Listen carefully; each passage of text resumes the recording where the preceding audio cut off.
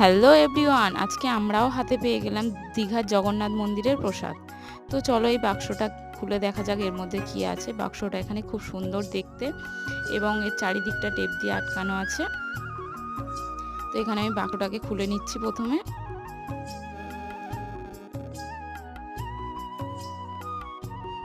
তো বাক্সটা আমার খোলা হয়ে গেছে। তো বাক্সটা খুলে আমরা প্রথমেই দেখতে পাচ্ছি একটা সুন্দর ছবি দিয়েছে এর মধ্যে। এখানে মন্দিরের আর ঠাকুরের দুটো ছবিই দেওয়া আছে। এখানে ঠাকুরটা খুব সুন্দর দেখতে হয়েছে। তো এরপর এর মধ্যে প্রসাদ রয়েছে, প্রসাদে একটা গজা দেওয়া আছে। তো এগুলো সব প্যাকিং করা আছে।